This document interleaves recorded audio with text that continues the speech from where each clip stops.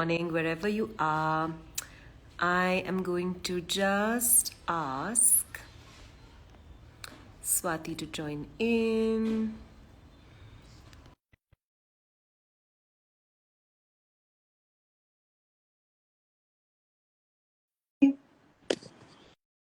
Hello. I'm glad a lot of you are excited about this conversation. I am as well. It's on motherhood, mothers, sexuality post childbirth.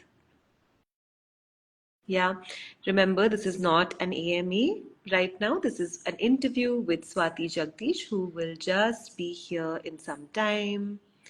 Hi, everyone. So we're just going to wait. Until then, here's Unashamed. Oh, hi. Hi.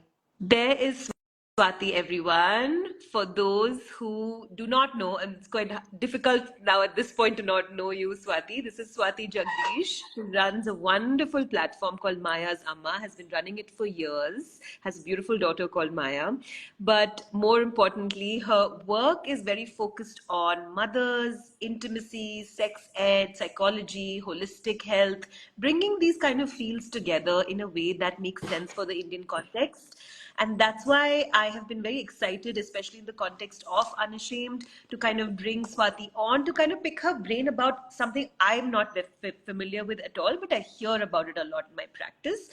And so that's why thank you so much, and a very good evening to you, Swati, for joining in. Thank you for inviting me, Neha. I love what you do as well. You know that.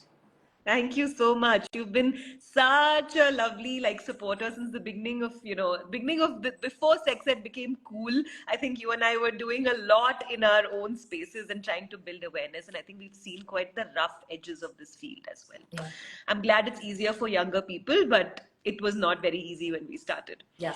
It's still not, but it was much more rougher. So in that context, I'd like to start with Swati. What do you see in your practice? And it could be intimacy, it could be lactation, it could be couples, it could be single women, it could be partnered women. For mothers, what do you feel is the biggest kind of question around shame and their sexuality post pregnancy? Right. So first of all, congratulations on the book. Thank I'm you. getting to hear amazing reviews about it, and I really hope it becomes a bigger success in future. Thank you for choosing this topic. I'm sure this will sound a little unnecessary for non-parents maybe, but there is a lot of underlying layers that people can think of if they listen to the conversation, I feel. That's true. And there are women watching who might become mothers in future, so they can be prepared better, I feel, if they listen to the conversation. Yeah. And men also can support women in a better way. Yeah, fathers can support the mother in a better way also.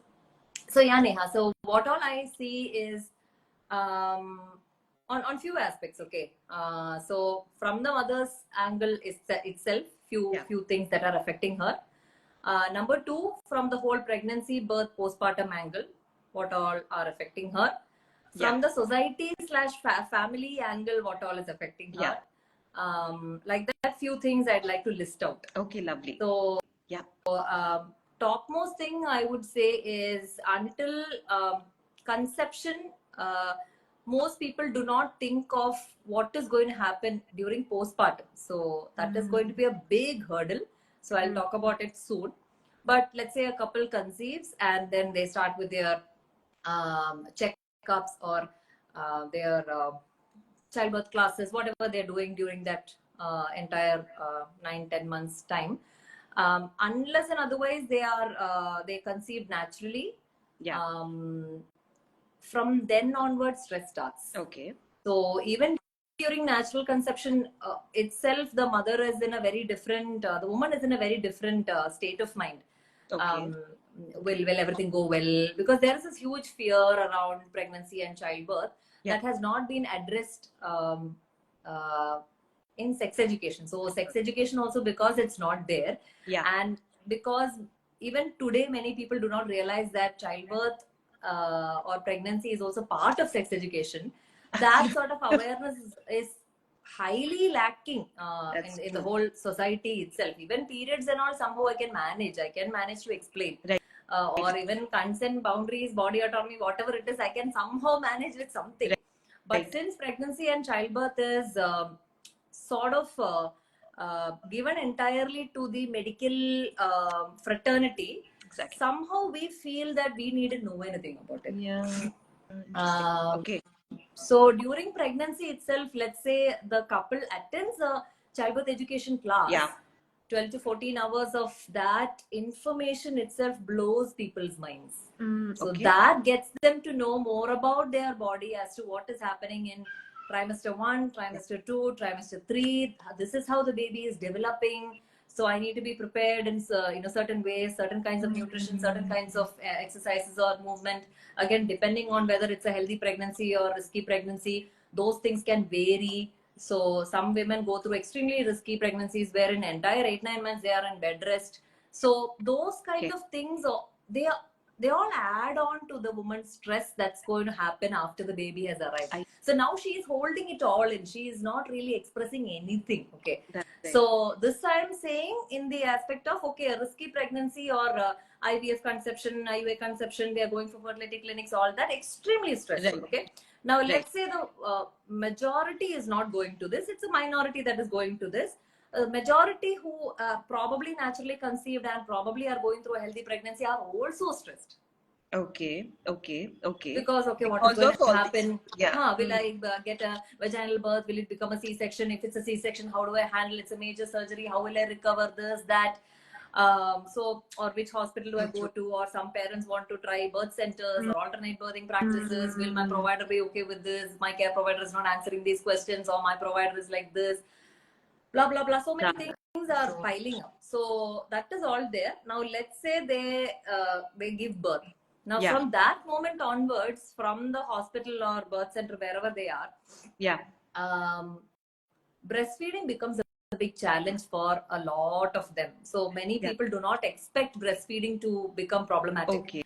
A very small population goes through this very smooth transition wherein the mother is very happy and she's very prepared and everything, and the baby just comes and baby just latches and beautifully the bond is created on the mother's chest and she's skin to skin with the baby and they are in heaven and oxytocin secretes and all. Basically, that's the minority. Bollywood, like that is rare. Yes, that's a minority. Not many people actually talk about the majority that goes through breastfeeding challenges. So let's say in the hospital itself, they give off with formula or something. Then that early bond sort of gets affected. Colostrum doesn't get to the baby. That mother is very guilty that colostrum hasn't gone in the first 3 days. Because she is probably recovering from C-section. Or even if it's a vaginal birth, many babies, sometimes they are taken for observation to the NICU. Couple of feeds are missed. That and all stresses up the mother, because I saw, thankfully, I had the privilege to work in a hospital for 2.5 years and see all these things. Otherwise, I would not have known these things, because I had a different kind of birth and postpartum experience because I went to a birth center. So I could see all these things. Today I feel God made me see all these things so that I could empathize with these mothers in a better way. That's so lovely. There itself, the mother, father, they go through a lot of stress, and somehow they come home and then they start their breastfeeding journey somehow after 10 days or maybe after 2 weeks. So maybe it kickstarts well, good, fine. Sometimes what happens, it doesn't kickstart well, or the mother doesn't get the support of a lactation consultant. Sometimes when this journey stops midway and the mother enters formula or bottle feeding, that is a huge guilt, grief, regret, depression for the mother. Okay, I'm not. So I have never seen any woman in my practice who does not want to breastfeed, Neha. I see. Okay. Everybody wants to give breast milk. It is some sort of a personal achievement in the mother, personal gratification in the mother, that, oh my God, this baby is getting nourished by my bodily fluids. Yeah, it's like a biological need, you're saying. Yes. She wants to. Everybody wants to. But when the journey gets cut off in the middle, that affects her a lot. So mothers who are formula feeding are probably struggling more, I would say. Okay. Now imagine if she has the guilt and grief of the C-section also, it's double, triple grief. It's so much grief.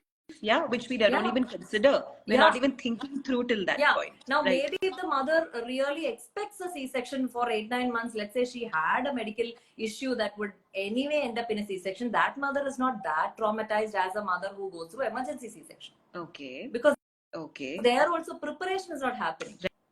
Right. Then the recovery becomes very hard also. That is also there. I can't lift, I can't bend, I can't even bathe my own baby. So all those things happen, and then okay, let's say she's having the grief of C-section, she's having the grief of not being able to breastfeed. That is happening on one end. Maybe she ends up in postpartum depression. Okay, that is one story. On the other hand, let's say she goes through vaginal birth and she's able to breastfeed also. Many mothers also report that the episiotomy stitches are, okay, let's say it healed in 10 days or 15 days, whatever. But even then, the fear of, okay, she's constipated most of the time. Her, even for C-section mothers, for that matter, constipation is always there. So my digestion is not on track. My breastfeeding hasn't kickstarted well, or I'm not able to breastfeed. Family members are irritating me, telling that I don't have enough milk. I haven't slept properly. I have self-esteem issues, that my body has changed. I have a lot of these saggy breasts and stretchy skin and stretch marks and tiger stripes and pigmentation and hair fall and all these things. When do I even think about sex? That's so true. Absolutely. So sex is probably the last thing on our mind, I feel. And there's a lot of pressure there to also. Along with it, family members also, they don't shut up. They keep telling something or the other. They body shame the baby in front of the mother sometimes.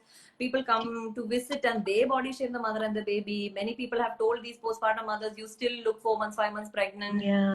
So, God. A lot of lack of empathy during that time. Why don't you wear a belt or something? Why don't you tie your tummy up? Why don't you go for the massage? And why don't you... All these things, she's really, really overwhelmed. Absolutely. And if, thankfully, if the partner is supportive, okay, to a large extent she can manage, because this guy will sit and tell, it's okay, ma, it's okay, I'm with you, I will take care of the baby for some time, you sleep for some time, okay, I will change the diapers, you go, you take rest. That sort of thing can happen. But in many households, that is also not happening, because soon after the baby's arrival, the baby is mostly in the woman's home. That's right. That's right. The partner not even there. Partner is not even there. And then many people blame, why is the father not able to bond with the child? Oh God. Yeah. It's like by design. Like this is happy you have designed it. The picture. From 6 months, 7 months onwards, the woman is in her mother's place. The dad just keeps visiting. Even after delivery, the dad mostly keeps visiting. Then for the first 3 months, after 3 months, 4 months only, she's getting back. Then only the father can bond. So that is also a problem. So all these hurdles, all these obstacles are there, for her to reach that, okay, sex or sex, that is not even there in her mind. Makes a lot of sense. Okay. Yeah. So then what happens slowly, okay, let's say she's able to breastfeed. Even then, the shame of coming and breastfeeding in the living room, because she's stuck in the bedroom. Now there is grandfather there, or father-in-law is there, or brother-in-law is there. She's not able to go to the living room, or other family members are telling you breastfeed in the bedroom. So how long will she sit in the bedroom and breastfeed? Exactly. So exactly, this is such a relevant point. Yeah, by 4 months, 6 months, she's frustrated. She's fed up. She wants to go out. She wants to go shopping. She wants to, go to a cafe and have a cup of coffee. It's not possible. So then we need that strong community that can empower her to breastfeed anywhere. So if she has a set of mummy friends who can help her and tell her that, see, we are all breastfeeding outside confidently, you also start, it's okay, we'll all do it together, that sort of a mummy community, that is what started my journey, because it's all started with the mommy breastfeeding community for me personally. So that every mother, I feel, needs that. And mothers who don't have that, for me and all, it started off in a Facebook group. So I didn't have mummy friends around me. So I saw those Facebook group mothers discussing with each other, and we gave each other motivation, encouragement. Many of them we are still in touch. We are still friends. The ones who have Maya's age group of kids, we are all still connected with each other. Yeah. So and I think you've really pioneered in that. You've really pioneered in that as your angle. It's like the wound is where the light is, right? Like you've really picked up on what was difficult for you, and you've made it into a healing space for so many others. That's what, and it's really missed out. That's where it all started. Those mother-to-mother support groups and breastfeeding support everywhere. So that's why I'm able to understand all these nuances, and even if I have not personally gone through something, I'm able to understand because of that group and what these mothers shared with each other, and also the lactation counseling practice. That sort of gave me it opened my eyes, ears, nose, kidney, everything towards what exactly is postpartum.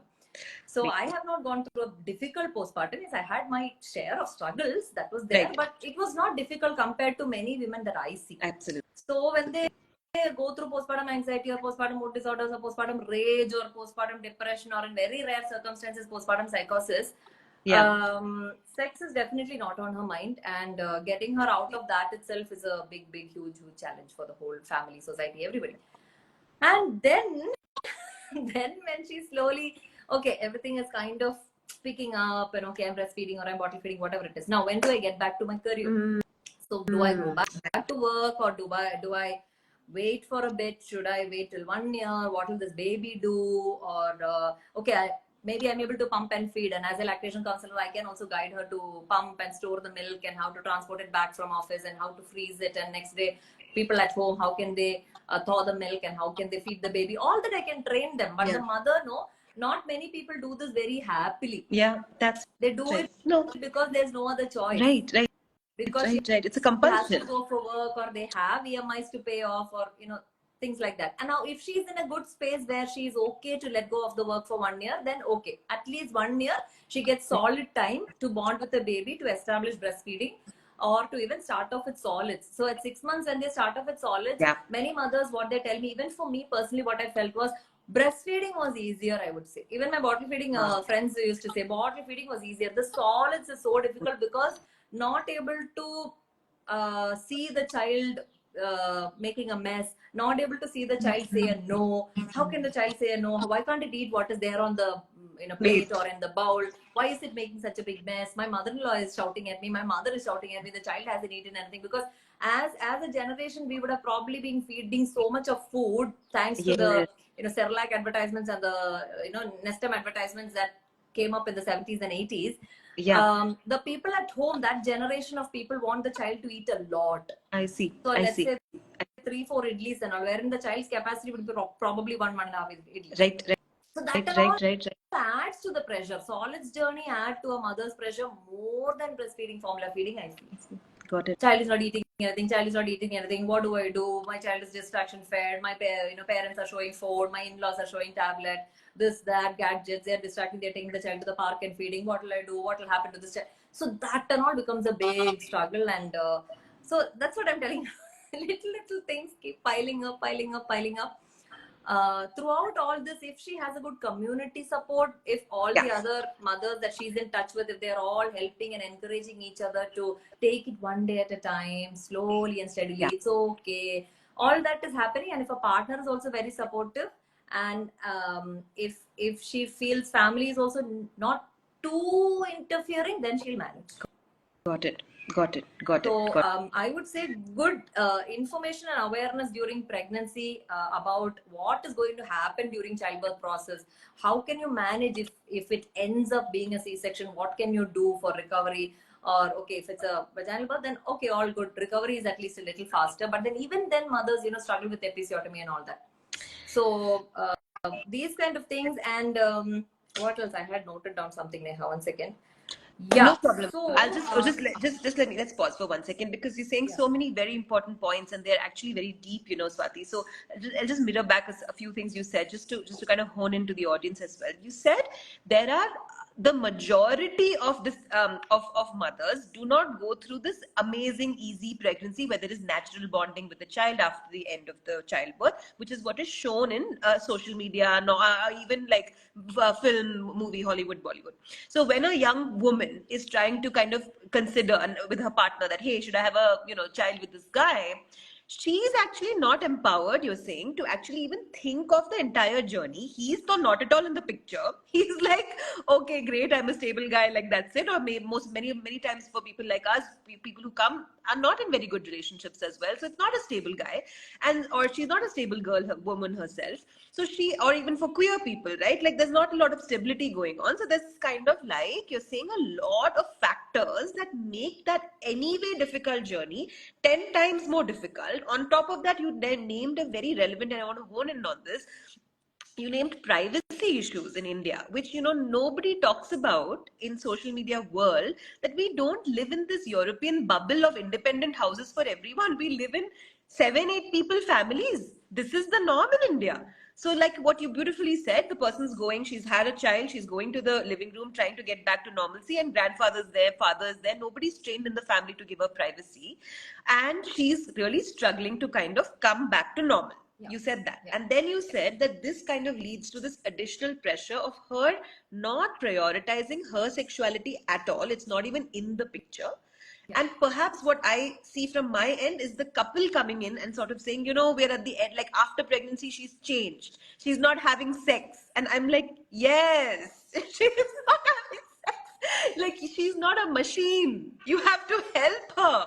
And he's like, well, it's been 9 months, and I understand. Like, his libido is also high. He's not had places, anywhere to kind of like channel his thing, but he's not empowered. So it's people moving away from each other is what I see. Yeah. And in some cases, I also see mothers under too much of pressure to exercise and get back to pre-pregnancy weight or pre-pregnancy body. Again, thanks to the pressure from social media and movie stars and celebrities that they probably look up to or something. So that is also there. Family members' pressure is also there to lose weight. All of that is there. And another aspect is, very rarely I come across women saying that the partner itself is body shaming subtly. Partner itself is saying that, oh, you don't care about me anymore, or you have grown a big tummy, or do something about it, or why are you like this these days, those kind of things. So that happens, very rarely, but it still happens. But most of them, at least the ones that I know, men are kind of okay, they are good and they want to help out and everything. They just don't know what exactly. They don't know. Exactly. That is there. And one more thing is, Neha, the lack of, I should mention this before I go into lack of awareness about cycles, birth trauma. So a lot of women go through very difficult childbirth experiences, which can result in birth trauma.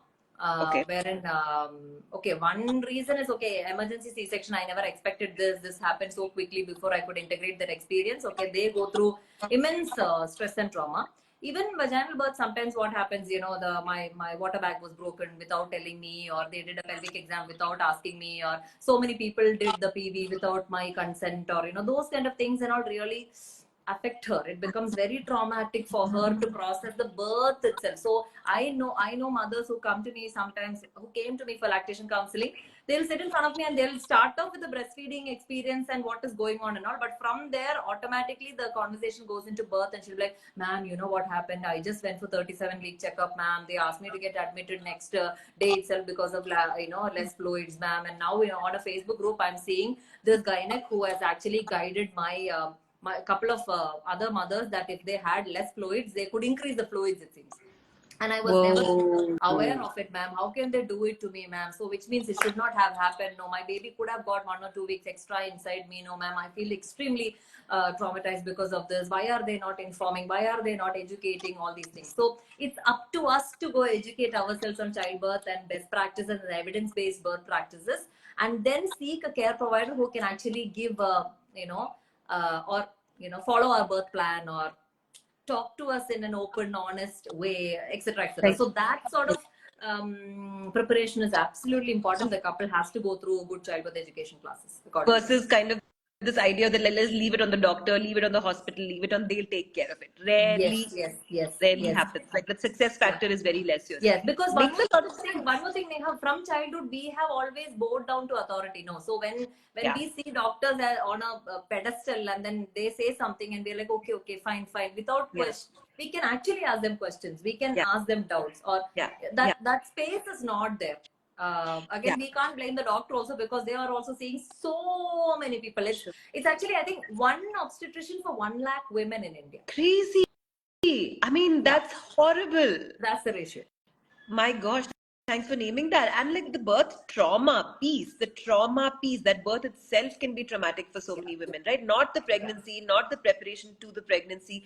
The fact that something, when you talk about sexual trauma, it is something penetrated that is without my consent. What is sexual trauma? Somebody touched me without my consent. Something went inside me without my consent. It doesn't have to always be sexual, like the doctor is touching me sexually. It's not that. It's that something entered me and I wasn't aware during my childbirth journey, and that's medical trauma. So or true. let's say somebody said something, or the nurses made some comment, or they shouted at me. Those kind of stories and all keep coming. I mean, it's changing. Many places are getting better. They are allowing the partner in, and they are giving a better experience to the woman. All that is there. But Neha, I really feel gentler, more respectful birthing practices itself can resolve a lot of issues from the beginning. Because when we get back behind postpartum depression, trauma, breastfeeding didn't kickstart well, how did that happen? Because birth didn't go well, why birth didn't go well, then this happened in birth, and I am stuck in my survival mode. I am in my body is traumatized after this experience. How do I think of breastfeeding and bonding and kissing and cuddling and all that? That's secondary for me, because I'm stuck in the birth story. Because no matter what, Neha, this woman will take, good or bad, she will take the birth story to her grave. It's absolutely important we give her a nice experience. I mean, nice experience doesn't mean vaginal, because for some women, yes, because of certain reasons, it can become C-section. Even then, that preparation for, it can go like this, it can go like this also, what you need to do, that preparation space is very important. Yeah, you think cognitively make the person stronger to be ready in a way to just see, like, it's like driving a car and knowing where your destination, right? I'm just driving, I don't know where I'm going. I can be distracted by every little stop, or I could feel every little stop is an accident. Every little obstacle is an accident. If I don't know that, okay, I have to reach Tirupati or I have to reach Kerala, whatever. I just have to reach, and these are the ways I can reach. I'm better prepared to reach, which is why I think your classes are so beneficial. The retreats you do are so beneficial. I recommend them all the time. And I think you've touched on shame really beautifully. Just a little bit of pivot into just desire. Like, do you see women sharing with you in an intimate space about like desire for them increasing or decreasing? You've named the trauma aspect, but yeah. Decreasing for everybody that I'm meeting, or majority that I'm meeting. So one thing I wanted to talk about, wherein I went behind into the birth trauma, was lack of awareness of their own cycles. So what part of the cycle I am in, which means many women, what happens because of lack of awareness about all these things, they feel that I should feel libido anytime, I should feel desire anytime.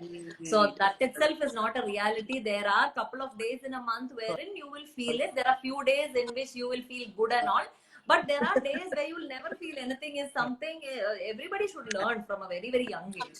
Absolutely. So that realization itself gives a lot of relief to women. So it's not a problem that I'm not horny every day. Right. And that awareness in the man is also very important. No, he should also know that there are days in which this woman is not going to feel anything, or she'll be literally a monster, and I should manage the situation. Exactly. No, in fact, men go through cycles as well, which we don't speak about. And of course, it's not documented in Western medical science, but in holistic practices, Ayurvedic practices, Siddha, all these sort of indigenous practices, it does say that men also have their own cycles. And so if they understood their own testosterone spikes and drops, they may actually be better equipped. So true. Yeah. Well, one more thing is, Neha, me time. Me time is not at all happening for women, and men are also not taking enough me time. I mean, quality me time. So, women on one hand, now if she has a community, it's all good. She will get her me time. Somehow they'll go for their coffee dates or play dates, or something or the other will happen. And I remember, Neha, after our postpartum mother to mother meets, the person who comes back home is a different me. It's a very different me. I get motivated to do this for the next couple of weeks, and then again it goes down. Then I need to do something to bring it up. I think that is one big reason how Coimbatore Parenting Network happened, because it was a bunch of mothers who wanted to just, keep themselves busy with something, I feel. So some kind of quality me time is very important, and not non-screen related me time is very important. So important. Glad you said that, because people think of me time as like, okay, I'm just going to go to the room and watch a film. Yeah, and it's like, that's not an active exercise that releases anything. It kind of numbs you out. Yeah. And I'm sure with all, of course, with all the traumas that the body is going through and desires like spiking down, your body needs release, is what you're saying. Yeah. There also the mother should not feel guilty. I mean, there's a lot of mom guilt. I mean, because we haven't seen our mothers spend enough time for themselves. They never had me time. We never have seen them doing it. We don't have references for that. We feel very guilty if we go out for a cup of coffee and come back in an hour and be like, what will the baby do? What will happen to the baby? Oh, will they take care of? They can take care. And many kids know in the toddler stage and all, when mothers feel very anxious of going out for like 3-4 hours and all, what I tell them is, see, the baby is going to manage better than how you are going to manage the situation. Because the child is very well aware that Amma is not here. She will come back after 3-4 hours. If everything is communicated well, the child is fine. And one more thing is, how true. Make the father the father. Don't make him kind of a babysitter kind of person, you know. Give him autonomy. Make him do things. A lot of women do not do that also. Oh, he doesn't know. How will he do? He is very... So, why infantilize him? I mean, let him also learn. No? Beautiful. He has to learn. Beautiful. Right. Beautiful. So, Beautiful. Yeah. So that is also there. And last but not least, I think, no. Before that, men also. See, once what happened, this guy, he asked me that it's been some 10 months, my baby is 10 months old or something. I've been waiting right from the moment she is pregnant to get intimate with her. 2-3 times only we have gotten intimate in the last 2 years. So imagine 10 months of pregnancy and 10 months of this baby. So almost 2 years, I'm like literally waiting to have my intimate time. And every time she is angry, every time she is having headache, every time she is avoiding me, all that is there. When I really asked him, what do you do in the evenings? There's nothing that he does. Okay. He comes back home. He's very stressed. He sometimes spends a little time with the baby and then he doesn't know what else to do. Exactly. If he needs sex, he asks. Otherwise, he sleeps off. But then he does not have any kind of, as you said, release. Any other release. Nothing is happening. Exactly. And then the mother is infantilizing everybody in the house because she's feeling hyper responsible and hyper independent and traumatized. So it's like a system that's meant to actually hurt everybody. The man is not getting a role in the system. The woman is getting really overburdened. The child is being like kind of like, why you have to like protect the child. So it's all about other people.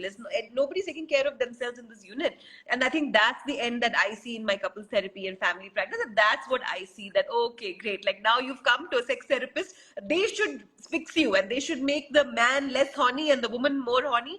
And it's like I have to keep explaining, doesn't work like that. If you look at the system like it's a family, like organize the family. Hierarchy is good. In fact, today, social media stuff, people are kind of afraid of hierarchy. They feel everything should be equal. And yes, of course, like we need respect should be equal, but tasks are different. Like people are good in different things. We don't have to compete. Your husband's not good at a certain thing. Great. Take the gender stuff out of it. You do it. But give your husband something he's good at. And I think a lot of women, mothers, feel very scared to kind of take on that leadership role in the family and say, oh, I can tell him. And I have to be like, absolutely. Now that you are responsible for another life, you don't have to be responsible for 2 lives. Like you're not his mother, Yeah. Yes, that's also there. Mothering the husband, that is also happening. Another thing is, I feel long-term breastfeeding can definitely affect libido. So though it's a good thing to breastfeed for a longer period, though WHO has insisted on minimum 2 years, and most mothers after 2 years, they'll be kind of, okay, they would have known, okay, this is the time the baby sleeps, some kind of rhythm has been developed, and they know that, this is the time my child will eat, and sort of everything kind of falls in place. But even if she continues to breastfeed, she has to keep in mind that she will still be kind of dry because she's breastfeeding, and interest will be very less. So that is also to be taken into consideration. So unless and otherwise other stresses are not, see, if nothing else is stressing her and this is the only thing she's really worried about, then it's okay. At least during ovulation, maybe she will be high. But the other stresses also pile up, and that keeps sex to the end. Nothing. It's not even in the priority list, actually. Absolutely. Which is where the couple suffers, right? Like it's not fair for anybody. And that can be... man's side also, Neha. Man's side also, he doesn't really realize that she needs some time to lubricate. So most cases, what happens when there's a child, it's almost always quickies that happens in almost all households. That's right. That's right. Also men feeling competitive with the child. This is a very psychoanalytical way to look at it, but there's a lot of literature which says, like, because he's not the priority anymore. The bonding is between mother and child. So like, where is he? And which is such a natural need for him to also, we need to have compassion for his need to for him to re-enter the family system in a way that makes sense. And so I think your advice, I think I picked up on some advice points also, which are very practical. You're saying, guys, what you can control, let's control. What you can't control, that will anyway happen. But what can you control? Like space factors, empowering the body, knowing the journey, right? Not having unrealistic, crazy expectations, being realistic. See, if they really know that the upcoming week is the ovulation, or last few days of follicular phase and 2 days of ovulation is happening the upcoming week, don't do the laundry that week. Don't take up unnecessary other activities. Keep it, free as much as possible. Anyway, the child itself is a huge task to do. So don't have other things also in between. And again, men being expressive also, women are, they expect that more once the baby is there, because they are now adept at non-verbal communication also. So this woman has mastered the art of understanding certain things just based on some non-verbal cues. She's like superb. She's there. So she expects more from the man. Why can't he just open up and tell me? Why can't he share more? Why can't he show his interest, desire physically? Why can't he express? Why can't he be more affectionate? Why? Because by the end of the day, she's very touched out, and already the baby is all over her body and everything. But so from his side also, if he doesn't show any, getting flowers or something from his side, if he doesn't show directly, if he's at approaching only for sex also, he's not going to get it. Yeah, and that's why I think family systems need to be more empowered, like you're saying. Like, it's very beautiful what you're saying, Swati. Thank you for the practical points. I think there are many points people can take in from here to even say, like, this is not hard to do. It may be difficult, it may be overwhelming, and the first time you listen to it to be like, oh, all these things. But actually, these things are within our control, right? What's not within our control is the body's natural rhythm, how difficult the natural pregnancy is, or whether it's artificial insemination or whatever. I mean, anyway, if it's IVF or whatever else, those are harder to control. These we can, like tracking, mapping, empowering. That's wonderful. Yeah. Would These days, one other thing that I'm seeing is women are trying to find their tribe. They're trying to find their community. At least that's the space that I am in. At least virtually, she has like 3-4 friends with whom she can continuously vent and rant, and she needs that space. So when she finds avenues to explore her hobbies or explore friendships or create new friendships, this is very difficult after 30-35, mind you. Absolutely. So all that she's doing, child's thing is also doing. If her career or work is happening, that also she's doing. She's, at least in the community that I'm seeing, the women are trying different things and evolving and learning, and she's getting to a different level spiritually, because she's learning a lot of lessons from the child, and she's attending all these classes, and she's taking things pretty seriously. On the other hand, we are also seeing men that are not doing any of that. Just work, home, and very rarely friends. That too, no quality friendship, just maybe drinking buddies or something. So we need to do something about men's empowerment also. 100%. No, that's what I focus on really. I mean, 90% of my practice is male. This is why these questions that I'm also asking are so masculine, because these are male questions, like how does this happen? How does that happen? They have no idea. And you're so right. And men need women, women need men, we need friends, we need relationships. Fighting with each other forever will not help. We need to come together in a beautiful way, and that it can be very practical. Doesn't have to go back to old school way of thinking. We can be new school. There are some conservative things that work, of course, generationally, ancient things work, but we need to figure out a balance, is what you're saying. I think that's so helpful. Where can people find what you do, and how can they kind of, join your communities if they would like to? My summer community is a virtual community. It's on my app only. I mean, they just register for 6 months and they're part of the community. At least postpartum mothers, they'll get a space to go talk to other mothers. And I mean, if they are not part of any other virtual groups, they can be part of this one. Otherwise, there are a lot of Facebook groups and all that moms can be part of for community support. Offline, whatever workshops, retreats and all happen, if these mothers can come on over, they'll definitely find 2-3 other mommy friends, and they can tag along, they can get along with each other. They'll find their like-minded tribe. That is the best way. Daddies also, to a large extent, nowadays for sex ed workshops and all, daddies are all coming. At least 5-6 years back, it was some 5 to 7% only daddies, but nowadays 25%. Wow. Male audience is there, which is a huge thing. So men are also coming out. They also want to learn, unlearn, become nice fathers. They don't want to be like their daddy. All that is there. Yeah. So good things are happening. About my courses, it's all recorded on my app. Everything is available. Whatever they want, they can go find what they need. And apart from that, there are these affiliates that also have different classes and courses and all that they do. So lots of people like us are available for that's right. Everybody. They just need to seek help. I think you said it very well, like, because I think people think that it's a niche field. It's a niche field. No, it's not that niche anymore. People are out there. They're putting their life out there. People like you are there. People like me are there, of course. But you are there for a very specific purpose, for this purpose. And I feel people come to me and they're like, what is, like, where? It's like some revolutionary world. It's not. It's quite normalized. It's right there, and it's like you said, like, one has to just seek, then the answers will come. But if one is close to seeking and thinks that my family should just figure this out by itself because of the shame in the Indian context, even Swati picking up a book like this, like, it's younger people, and but older. Like I went to a lit fest recently where the majority was older, like 60 plus. They are just like, oh, this is, why are you talking about this? Like, why? And I have to actually explain. Like, somebody was like, why is it important for gay people to even talk about their gayness? Why can't it just be behind closed doors? I was like, my gosh, like, you are there, you think that these problems should just be, again, like, put under the surface, and everything needs to just be in its proper place. So somebody like that for 60 plus, it's still very new. These topics out in the open. So I see all that a lot related to shame, and I'm glad that you exist for the work you do. In fact, I recommend it. So many people who come to me go to your classes and actually feel really like empowered. Mothers specifically feel very empowered. Thank you so much for that. Thank you so much, Neha. Thank you for what you do as well. Thank you. Thank you. Bye-bye.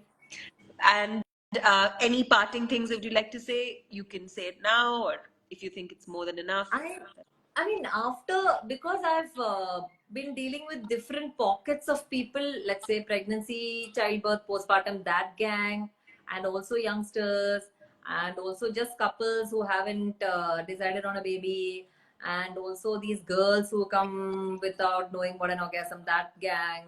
Also the older women who are out of all the babies probably 9 years, 10 years, 12 years, but then they don't know what else to do with their life, no libido, blah blah blah. So since I'm seeing all these different pockets of people, something that I realized was we all need a regular mindfulness practice on a daily basis. If we have something to slow our lives and really think before we do something, and if we can really be aware of our cycles and be aware of what is going on and sit with those emotions, I feel if we just slow down our lives, a lot of things can actually come, issues can come down. And if we can also educate ourselves on all these small topics whenever we can without really overwhelming ourselves, that will also go a long way. And also, if we consume less material from social media, we will probably prevent a lot of anxiety and depression.